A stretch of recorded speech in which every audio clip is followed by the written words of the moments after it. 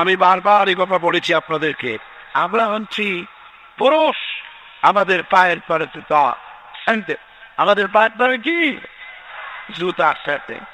আরে বক্তারা আমাদের যারা বসে আছে, আমার ঘরে আপনার ঘরে যারা আছে, আমাদের মা বোনেরা, মায়ের চা, নারীরা হচ্ছে কিসের রাত, নারীরা কিসের চোখ, এই মায়ের চাপ নারীর মায়ের তলে আল্লাহ চোখ না তোমায় ভালো আল্লাহ নবী মসজিদের অবদিনের ভিতরে বসে আছেন, সাহাবায়ে কেরামদের নিয়ে একজন ওড়ি লোক প্রবেশ করেছেন। ওড়িকে আসতে দেখে নবীজি দাঁড়ায় গেছেন। সোজা কথা মনে করে, আপনি কি কথাটা সহজ মনে করছেন?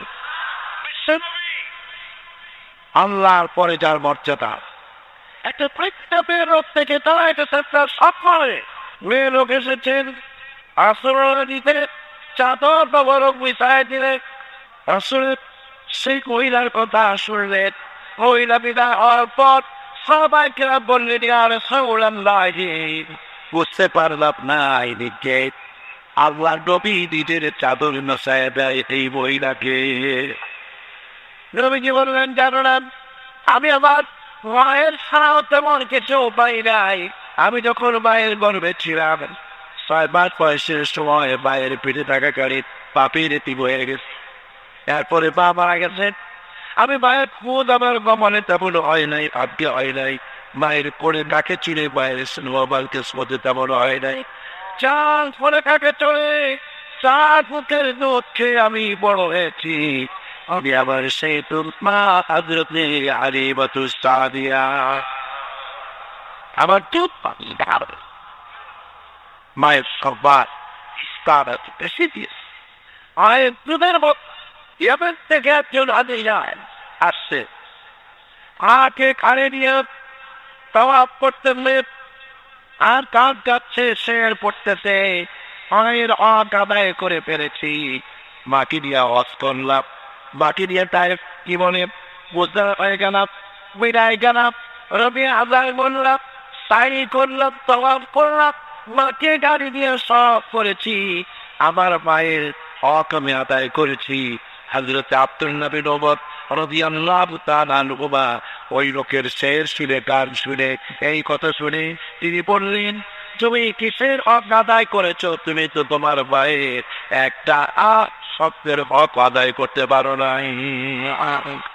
তোমার মা আসতে বলে তোমাকে কোলে নিয়ে, তোমাকে তোমার কষ্টের সময়, বিপদের সময় তোমাকে তুচ্ছ থেকে কষ্ট দেখে মুখ থেকে যাওয়া শব্দটা বেড়েছে, আল্লাহ তোমাকে সেই অপরাধায় করতে পারবে না।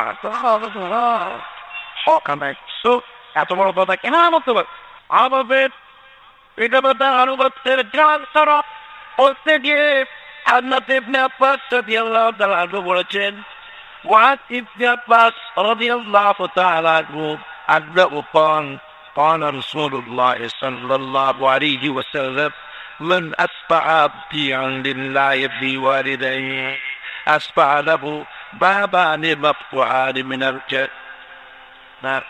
হযরত ইবনে আব্বাস রাদিয়াল্লাহু তাআলা আনহু বলেছেন, আল্লাহ রাসূল বলেছেন, যে ব্যক্তি পিতামাতার সম্পর্কিত আল্লাহর নাজিলকৃত হেদায়েত মেনে নিয়ে সকাল পড়তো, আল্লাহ রাব্বুল আলামিন তার জন্য জান্নাতের 2টা দরজা খুলে দেয়।